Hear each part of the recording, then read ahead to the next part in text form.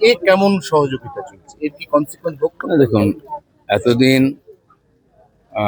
কোর্টের বিরুদ্ধে কাজ করেছেন, কোর্টে কোনো নির্দেশ মানেননি।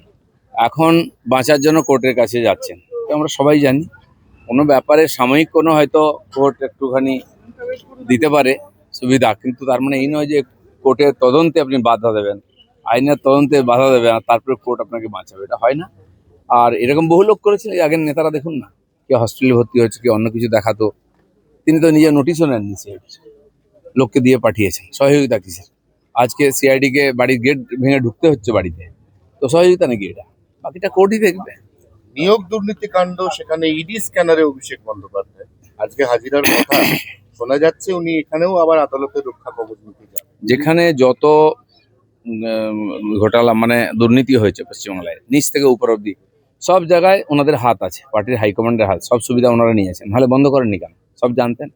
নেতারা দিনের পর দিন জেলে যাচ্ছে, ওনারা চুপ আছে, পার্টি থেকেও বহিষ্কার করেননি।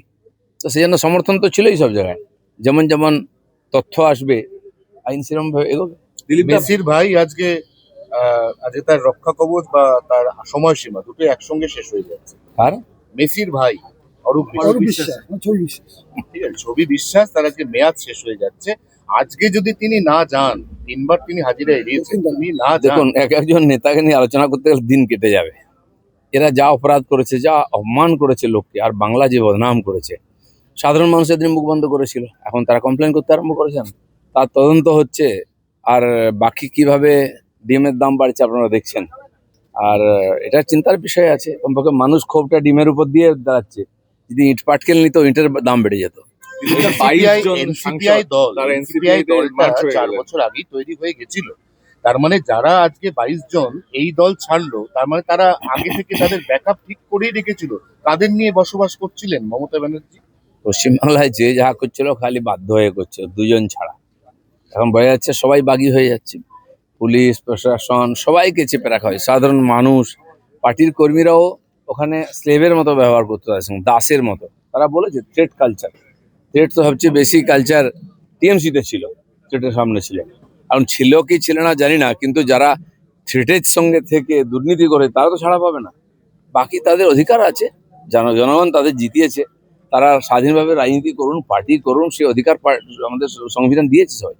ভারতবর্ষের রাজনীতির ইতিহাসে জাহাঙ্গীর খান হচ্ছেন একমাত্র প্রার্থী যিনি ভোটের পর, ফল ঘোষণার পর প্রতিদিন রোড শো করছেন। তিনি কোমরে দড়ি পরে নিচ্ছেন, হাতটা জোর করে নিচ্ছেন, মাঝে মাঝে কানও ধরছেন। এর মধ্যে তার বিড়ম্বনা আরো বাড়লো, কারণ জেপি নাড্ডার ওই যে কনভয় 2020 সালের ডিসেম্বর মাসের 10 তারিখ, যারা আপনি প্রত্যক্ষদর্শী, সেই মামলাতে জাহাঙ্গীর খানের নাম ছিল। তিনি তখন গ্রেপ্তারও হয়েছিলেন একদিনের জন্য, তিনি জামিন পেয়ে গেছিলেন। কেসটা রিওপেন হচ্ছে। এরকম বহু কেস আছে, রিওপেন হবে। কারণ ওই দিন যে ধরনের ভয়ঙ্কর আক্রমণ হয়েছিল, আমিও মাননীয় নাড্ডাজির গাড়িতেই ছিলাম। ওটা যদি বুলেট প্রুফ গাড়ি না হতো তো বাঁচা মুশকিল ছিল আমাদের।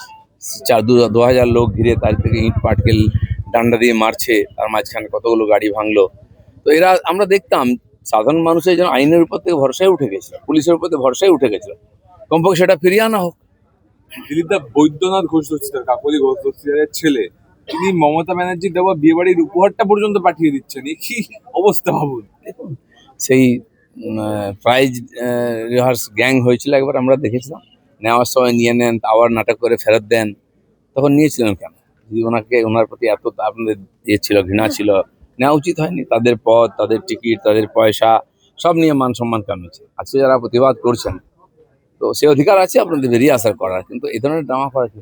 কুণাল ঘোষ বলেছেন সুদীপ বন্দ্যোপাধ্যায় নিজে পরচুলা করেন, আর তার বউ হচ্ছে চলতি ফিরতি বিউটি পার্লার। দেখুন, ব্যক্তিগতভাবে কাউকে আক্রমণ করা আমাদের রুচিতে বাধে। আমিও অনেককে বলেছি যখন তারা আমাকে অ্যাটাক করেছে। আজকে পার্টির মধ্যে ওদের এই ধরনের চুলটানাটানি হচ্ছে, আমি জানি না কোথায় অবধি যাবে এটা। পার্টির কালচারটাই সামনে আসে, হতাশায় লোকে অনেক কিছু বলছেন, করছেন। আমাদের কর্মীদের মেরে ঝুলিয়ে দেওয়া হতো, তৎকালীন টিএমসির নেতারা ববি হাকিম, কুণাল ঘোষরা বলতেন বিজেপি লোকের হতাশায় সুসাইড করছে। হতাশা কাকে বলে দেখুন।